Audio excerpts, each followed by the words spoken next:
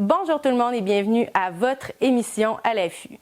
Aujourd'hui, Jason Ruel vient nous présenter différents leurres pour la pêche à la Wananiche. Je vous amène avec moi dans le bois et à la pêche pour votre reportage. Et puis par la suite, je vous présente mes leurres préférés pour la pêche au fleuve et au doré. Bonne émission!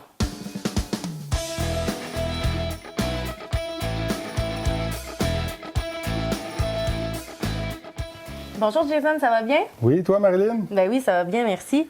Je pense qu'on va parler de pêche. On va parler de pêche aujourd'hui. Un des poissons les plus difficiles à pêcher au Québec, la Wananiche. Connais-tu un peu cette espèce? Pas du tout, c'est ce que j'allais dire. Je n'ai jamais pêché de Wananiche de ma vie, donc je vais être un bon élève. On va essayer d'être guidé un peu là-dedans sans trop rentrer dans les techniques parce que là, on va manquer de temps si on embarque là-dedans. Écoute, la Wananiche, c'est un poisson qui est quand même assez difficile à pêcher. J'en ai un inventaire de leurres que moi j'utilise. On peut commencer avec les poissons nageurs. Les poissons nageurs, il en existe une panoplie. Faut toujours se fier avec ce que le poisson a comme nourriture dans le lac.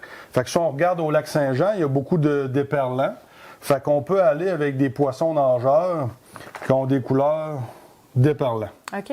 Oui, c'est vraiment très ressemblable. Ouais, très ressemblable. Il y en a qui se font avec, comment je pourrais dire, des palettes en avant plus accentuées pour aller un petit peu plus profond. Il y en a qui se font avec des palettes un petit peu moins prononcées, fait qu'ils restent plus je te dirais pas en surface, mais ils calent, mettons, tout dépendant de la vitesse, entre 5, 6, 7, 8 pieds. Parce que c'est ça, en fait, la bavette à l'avant, ça va vraiment servir à faire caler ton poisson. Encore un petit peu plus. Puis l'action aussi va donner des petits coups. Va donner des petits coups, ça va le faire travailler. La Wananiche, c'est un poisson qui se pêche pas tant en profondeur, un peu comme la grise, c'est différent. Ça va peut-être bien se pêcher, mettons, entre, je dirais, 5 et 15 pieds. La Wananiche, là. Fait qu'il faut prospecter un petit peu aussi. Oui, il faut prospecter, il faut trouver sa nourriture. Donc, il faut que tu trouves tes bancs d'éperlans. Quand tu trouves tes bancs d'éperlans, généralement, ta Wananiche suit. La Wananiche, ça fait partie de quelle famille des poissons? Ben, c'est un salmonidé. OK. C'est la même famille que la truite brune, la truite mouchetée. C'est un saumon d'eau douce, autrement dit. OK. Ouais. Fait que ça, c'est au niveau des rapalas couleur, on dirait éperlant. Ça, c'est un petit peu plus pour le lac Saint-Jean. Dans quel autre endroit qu'on peut Le Grand Lac Saint-François de l'Éperlan, on pourrait pêcher. Aussi, OK. Exactement. Il y a aussi les bons vieux rapalas originales. Le jaune et l'orange qui est un mousse à avoir dans son coffre. Là, pour toute pêche. Pour toute pêche, dans le fond, ils sont bons pour toutes. On l'a aussi dans des couleurs un petit peu plus holographiques, si on veut, la perche chaude. Y a-t-il de la perche chaude? Il y a de la perche chaude au Grand Lac. Au Grand Lac, oui.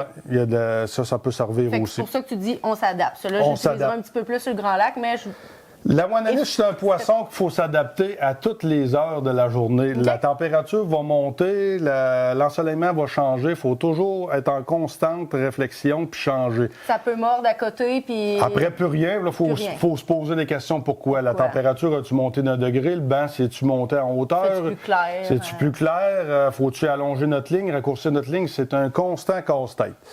Il se fait aussi dans les rapalas avec le son. C'est sûr qu'à la caméra, peut-être qu'on ne l'entendra pas. Au contact de l'eau, ça imite un poisson qui est blessé un minute. On l'entend. Encore là, c'est une couleur pour la Wananiche. Aussi, on a du mauve, on a du orangé. Là. Ça peut être bon pour d'autres poissons. Je pense que tu me disais que c'était excellent pour le doré aussi. Pour le doré, on va y venir plus tard dans une autre capsule pour le doré, mais il est très bon celui-là aussi pour le doré. Il y a un autre type de cuillère qui est très bon pour la Wananiche, là. C'est celle-là ici. C'est une cuillère qui a beaucoup d'action dans l'eau. Elle va virer sur elle-même, puis elle va osciller comme ça. Si on passe notre fil dans le tube, il y a deux façons de le faire, soit par la grosse partie ou la petite partie. C'est soit que tu vas avoir une action qui est rapide ou une action qui est lente. OK, c'est le sens que tu vas l'avoir mis qui va tout dépendant de ton humeur du poisson. Fait que c'est très important aussi de mettre la bille, pas que notre trépied rentre dedans et qu'il enlève l'action. Fait que ça, c'est très erratique, ça se promène.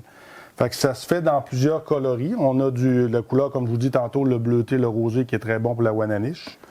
On l'a dans les couleurs perche chaude aussi, avec du orangé puis du vert. Est-ce que quand vous commencez le matin, vous mettez toutes des couleurs différentes, justement? Ben, l'idéal, c'est ça. Mais on vient un temps qu'on connaît nos lacs, on sait à peu près avec quoi partir. Mais oui, il faut tout le temps essayer différentes coloris. Tu sais, comme ici, c'est un peu une imitation de brune. Si on veut, c'est plus brun. Brune, ouais. Exact. Il se fait dans 25-30 coloris différents. Là. Ça, c'est au niveau de ces petites cuillères-là. Il se fait aussi de la cuillère.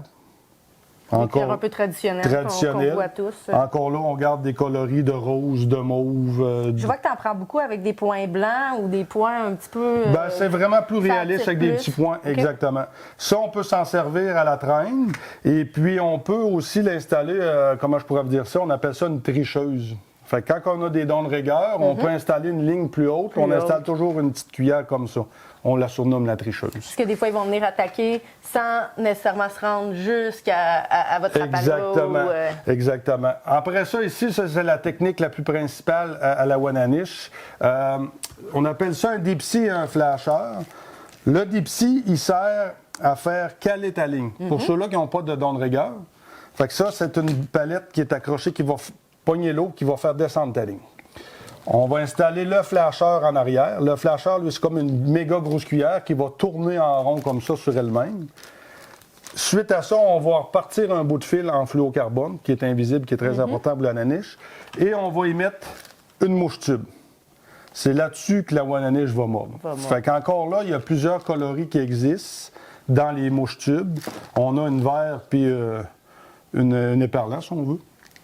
Et puis là-dedans aussi, là, il y a une panoplie de formes différentes qui vont donner des actions. Couleur. Comme eux autres, tu as des ancrages différents pour la vitesse. Il y en a qui ont des palettes au milieu aussi qui tournent pour donner de l'action dans l'eau. Du bruit aussi, j'imagine, un petit peu. Fait que c'est tout en gros, là, les leurres. Différentes grosseurs. Différentes profondeurs, pour la différente canne que les gens ont aussi. Là. Bon. Si tu aurais un dernier petit conseil à donner? D'essayer. D'essayer et vous casser la tête. Pas juste mettre la ligne à l'eau.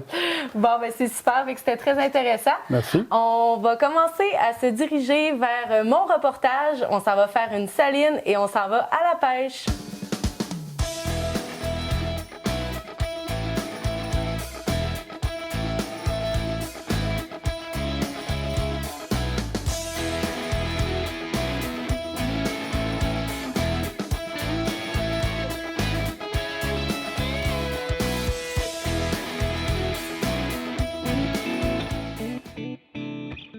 On se trouve à Sainte-Croix-de-Lébinière. C'est un secteur qui est vraiment cher à mon cœur. C'est là que tout a commencé.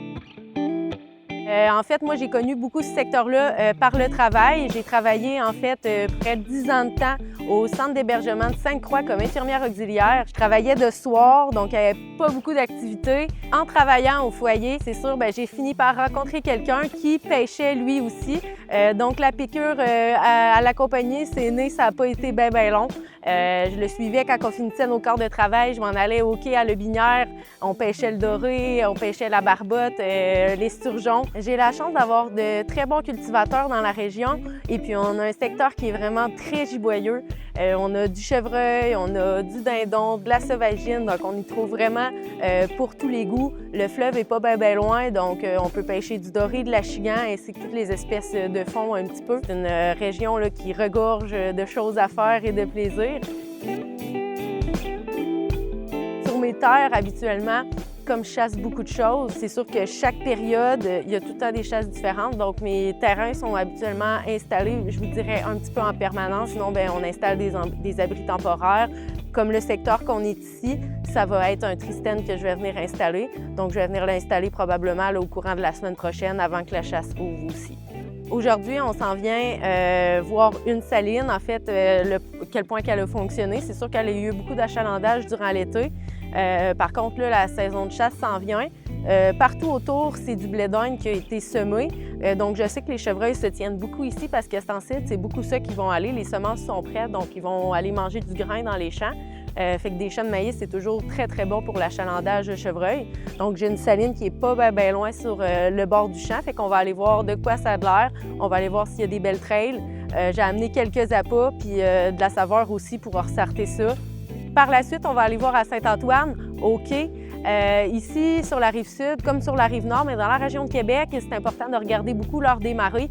Des fois, oui, on aimerait ça aller pêcher, mais la marée est soit très basse, puis des fois, c'est pas toutes les places qui sont accessibles pour pêcher facilement. Donc, si la marée est trop basse à Saint-Antoine, on va aller à Sainte-Croix.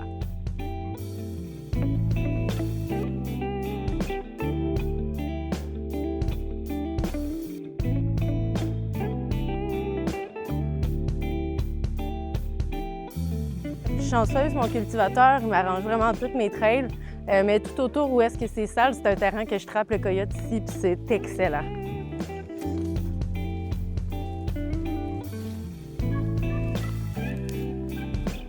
On est à peu près 50 pieds. On voit que c'est un chemin probablement des chevreuils ou des ratons laveurs là, qui circulent. Il y a un épi de maïs qui est commencé à être mangé. Là, fait que, c'est un bon indicateur là, qu'il y a du gibier qui passe par ici.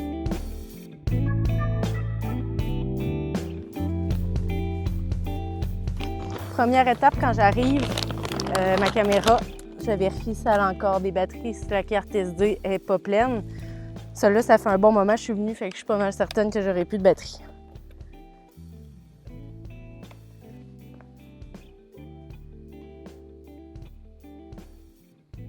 Comme on voit, j'ai 562 photos. J'ai encore de la batterie un petit peu, là, mais je en amène tout le temps une au cas. Comme on voit sur l'image, en fait, c'était la fin de l'hiver quand je suis venue faire la saline. Ça fait un bon moment que j'étais pas venue. Première étape que je fais quand j'arrive sur mon site, je vais installer ma caméra. Premièrement, pour les odeurs, éviter de mettre... sûr que dans le cas du chevreuil, je ne me ferai pas briser ma caméra, mais des fois, à chasse à l'ours, si on met beaucoup d'odeurs sur la caméra, les ours peuvent venir plus facilement jouer après. Donc, je l'installe en premier, puis par la suite, quand je fais ma saline, ensuite, ça me permet de regarder est-ce que mon image cuisée est bien cadrée, puis si je vais bien voir les chevreuils aussi. Fait que sur la caméra, là, les dernières photos qu'on voyait, là, il y avait une femelle qui a de l'air à venir assez régulièrement. Fait que d'après moi, on va avoir de l'appâtage. On voyait à manger des feuilles là, sur les images. Elle a l'air d'être régulière. C'est sûr que le meilleur appât, ça reste une femelle quand même. On a beau mettre ce qu'on voudra, là, ça prend des femelles pour la chasse. Fait que, d'après moi, on va avoir de l'achalandage. Fait que la caméra est à on s'en va voir la saline. Dans le fond, sur ma saline, c'est très simple. Qu'est-ce que je viens mettre? Je viens toujours mettre un coulis. Moi, j'aime bien saveur de menthe sauvage parce que c'est présent partout en forêt. Rendu là, c'est plus une préférence du chasseur, je vous dirais.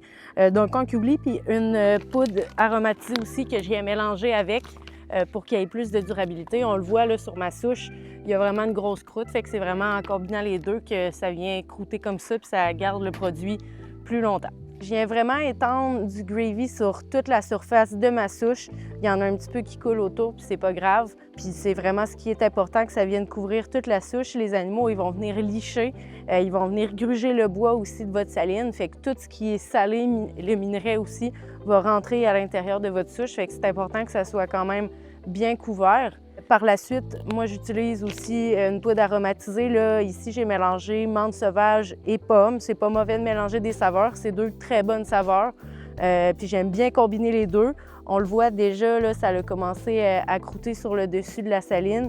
Puis comme je disais, bien, ça protège vraiment votre produit. Ça reste localisé plus longtemps, puis votre produit va persister dans le temps aussi beaucoup plus de cette manière-là. Ce produit-là, c'est différent. C'est une moulée, donc c'est un produit que j'ai pas le droit d'utiliser en période estivale. J'ai le droit d'utiliser à partir du 1er septembre, suivant là, la réglementation du Québec. Donc, c'est vraiment pour nourrir le chevreuil, c'est tout ce qui est plus protéiné. Donc ça, je vais venir en mettre un petit peu autour de ma saline, au sol, pour que le chevreuil il vienne fouiner là, au travers les branches pour venir se nourrir. Puis comme je vous dis, je l'éparpille parce que je veux que mon chevreuil reste longtemps sur mon site aussi. Donc si je ferais juste un amas en plein milieu, bien, le chevreuil il vient, il mange puis il s'en va. Fait que quand on l'éparpille comme il faut, le chevreuil, il faut qu'il circule plus longtemps sur votre site. Puis en même temps, bien, ça peut vous donner aussi des différents angles de tir. Fait que c'est pas mauvais. La saline est terminée, on a fait notre refresh. J'ai mis un petit peu d'appât au sol que je vais revenir là, voir au courant de la semaine. Moi, j'ai fait la saline ici, en bord de champ. Présentement, on ne le voit pas, mais à environ 50 pieds derrière moi, il y a un champ de blé d'Inde. Moi, les champs de blé d'Inde, j'essaie de coller ça le plus possible. C'est un appât qui est super bon. Les chevreuils s'en nourrissent déjà, ça se nourrit de grains. Mais pour la chasse, j'essaie le plus possible de coller un champ de blé d'Inde. On l'a vu tantôt, il y avait des animaux qui s'en nourrissaient puis qui se sauvaient avec des épis. Puis souvent, où est-ce qu'il y a un champ, les chevreuils vont se mettre à circuler. Donc, les salines proches d'un champ de blé d'Inde, c'est souvent celles auxquelles j'ai le plus d'achalandage durant l'été. Maintenant qu'on a fini, on va s'en aller passer peut-être une petite heure ou deux à la pêche, essayer de taquiner le poisson. Donc, on y va!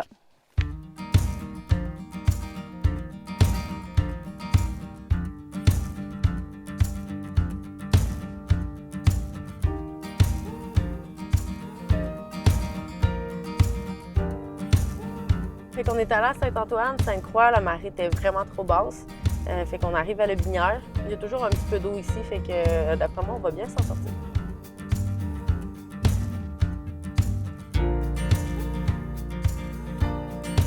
Dans la région, c'est un montage qui fonctionne très bien. C'est ce qu'on appelle un kit de fleuve. Moi, j'aime bien ceux qui sont faits avec un wire en acier. C'est encore plus solide aussi. Le fleuve, là, il y a beaucoup de roches dans le fond. Fait que je vais venir mettre des hameçons, des vers de terre. Puis mon poids, je vais venir le suspendre là, au bout. On est ici à La Binière. C'est vraiment un des premiers endroits là, que j'ai commencé à pêcher.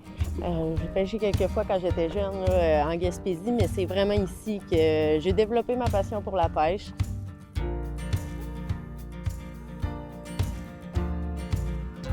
C'est pas gros, mais on en a un. On a un petit bareillet.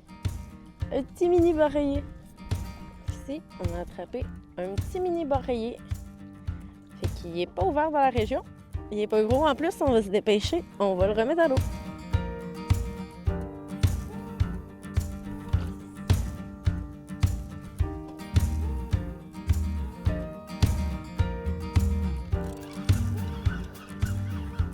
Oh, on en a un. On va voir ce que c'est. Oh mon Dieu, c'est pas gros encore. On est dans le mini format ce soir. Tous des mini poissons.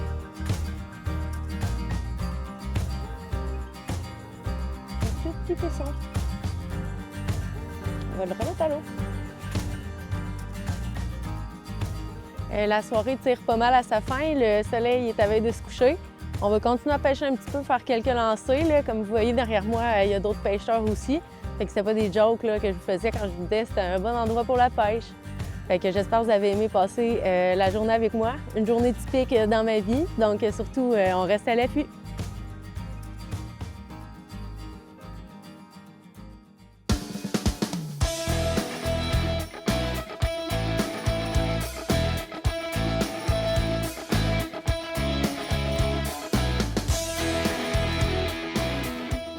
Ah ben j'espère que tu as eu du fun à venir faire une saline avec moi puis à la pêche. Ah, c'était beau, cette petite saline-là, ça a-tu porté fruit? Ah, ça a porté fruit. Il y a eu de l'achalandage pas mal. Oui. J'ai récolté, pas direct ou la saline, mais... Ça les a tenus dans le coin? Ça les a tenus dans le coin, c'est ça l'important.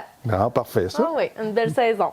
Fait que j'ai apporté, on est allé pêcher un petit peu, fait que justement, Oui. je voulais montrer aux gens mes leurres préférées pour le fleuve, que ce soit autant pour les poissons de fond un petit peu plus, la barbotte, ces choses-là, mais j'ai amené quand même quelques leurres pour le doré, la Ça, c'est les choix Marilyn, Ça, ça. c'est pas mal mes best-of, les couleurs que je prends, puis des techniques que je vais expliquer que j'utilise. Montre-moi ça. Donc, je vais commencer en fait par l'acier traditionnel. Là, je l'ai amené monter ici. C'est vraiment, c'est un montage... rigueur qu'on appelle. Oui, hein? c'est ça. Nous autres, en bon français, on appelle ça un kit de fleuve. Je vais le dire bien franchement. Ça, vous allez attacher ça au bout de votre ligne. Puis, vous avez un poids dans le bas. Tout dépendant de, justement, qu'est-ce que votre canne est capable de tirer. Puis, le courant que vous allez avoir aussi dans votre endroit. Moi, je suis dans le fleuve, fait que je suis pas loin du chenal. Il y a quand même beaucoup de courant. Fait que ça me prend un minimum 4, 5 ou même des fois 6 onces, tout dépendant où est-ce que je vais pêcher. Puis j'ai vraiment 2 hameçons qui sont suspendus à 2 hauteurs différentes, que je vais mettre un vers de terre, une sangsue, puis on peut venir même mettre un leurre synthétique, une jig en plastique avec de l'odeur qui pourrait être aussi efficace. Fait que c'est suspendu. Puis ça va vraiment battre avec l'air. Puis c'est très, très, très efficace dans la région. Les gens pêchent beaucoup avec ça. Puis pour quelqu'un qui n'a aucune expérience de pêche puis qui veut débuter aussi, ben c'est une belle manière d'apprendre. Poignée de la barbotte. Pogner de la barbotte. On pogne, en fait, on pogne pas juste de la barbotte. Les poissons fourrage, Ouais, la perche chaude. On pogne beaucoup de perches chaudes. Dans le coin, il y a beaucoup de perches blanches, du barret. On fait que ça, on en pogne beaucoup avec ça. Puis ça arrive aussi de pogner des achillants. Parce que souvent, le verre, il va frétiller. Oui, c'est ça, il va frétiller. Fait que l'achillant, s'il passe proche, habituellement, il va sauter dessus aussi. Donc, ça se vend en petits paquets, des petits paquets comme ça, plusieurs quantités. Les poids, même chose, il y en a des pointus, il y en a... Pyramide, cloche... Un autre que j'aime bien, là, je n'avais pas présentement, des plombs coulissants. Oui. Ça, c'est des plombs qui vont rester dans le fond. Fait que pour la barbotte, ces poissons-là, c'est pas vraiment grave. Quand on va tomber un petit peu plus dans l'esturgeon, L'esturgeon, c'est un poisson qui peut être un peu plus méfiant. Fait que quand il va sentir une tension au bout de la ligne, ça peut arriver qu'il lâche votre ligne. Donc, vous allez un petit peu moins en capturer. Fait que moi, j'aime bien prendre des plats coulissants. Comme ça, il peut partir avec l'appât, puis il s'en rendra pas compte. Exactement. Donc, ici, tu as ri de mon article tantôt, mais très efficace des fois au fleuve. Moi, je pêche beaucoup à noirceur. Fait que pêche avec des grosses cannes. Souvent, on va voir le bout de la canne bouger. C'est comme ça. Si vous n'avez pas votre canne en main, avec une petite clochette, c'est pratique aussi. Sinon, une petite lumière au bout, on voit le bout de la canne bouger. Fait que pour tout ce qui est poisson, barbotte, etc., je vous dirais, kit compris, il vous manque juste des vers de terre, puis vous êtes en business, vous allez pogner du poisson. Puis la canne aussi, bien sûr. Quand on va tomber un petit peu plus dans le doré, ici j'ai une panoplie de leurres, je sais que tu en connais quand même pas mal aussi. Tu sauras peut-être rajouter des informations. On a les jigs bien traditionnels, plusieurs couleurs qu'on peut utiliser. Dans ma région, le blanc, le rose, vous voyez, j'en ai quand même beaucoup, différents formats. Le blanc, le rose, des couleurs qui fonctionnent super bien, des couleurs de blanc, de bleu aussi, très très bon. On tombe dans des coloris qui ressemblent un petit peu plus à des vers de terre, un petit peu plus foncés. Ça, c'est super bon pour l'achigan. Tu vois, il m'en reste juste 2 dans le sac, fait que c'en est un que j'ai utilisé quand même assez souvent. Ça peut être mis au bout d'une tête de jig. Comme vous voyez, là, j'ai plusieurs sortes, plusieurs couleurs, plusieurs poids aussi. Tout dépendant de l'endroit qu'on va aller pêcher, on va changer notre tête de jig qu'on va utiliser. Donc, celle-là est un petit peu plus grosse. Comme je disais, au fleuve, moi, je pêche beaucoup le doré avec ça. Fait que quand la marée va être très basse, je vais mettre une tête de jig qui est moins lourde. Puis quand la marée est un petit peu plus haute, je veux me rendre un petit peu plus dans le fond, près des roches. Il y a quand même du courant dans le fleuve. Hein? Exactement, oui, on est proche du chenal, fait que ça va quand même vite. Par la suite, ici, différentes couleurs, puis je vous montre un petit peu de quoi ça a l'air monté. Donc, dans l'eau, ça va se promener comme ça. C'est sûr que plusieurs petites sorties de rivière aussi. Il y a des frayères à achigan dans notre secteur, fait que c'est des couleurs qui fit autant pour les deux. Quand on nous va un petit peu plus dans des poissons nageurs, des rapalas, on a comme ça ici. On a le popper qui est super bon pour... L'heure de surface, c'est ça, exactement. Puis on a la fameuse écrevisse. Les gens ne l'utilisent pas beaucoup, mais c'est très efficace dans les entrées de rivière qui sortent du fleuve là, pour l'achigan. Pour le doré aussi, ça se promène au fond. Fait que souvent, ils viennent le saisir. Par la suite, on peut aussi le pêcher à la mouche. Il y a différentes couleurs, des modeleurs, des mickey fines. Donc, il y en a vraiment pour les amateurs de pêche à la mouche. Ouais. Exact. Fait que je te remercie, Jason, d'être venu discuter avec nous. Nous sommes déjà à la fin de notre émission. Merci beaucoup, chers téléspectateurs, de votre écoute. Si vous avez des questions ou des commentaires, n'hésitez pas à nous contacter sur notre page Facebook, À l'affût, série télé.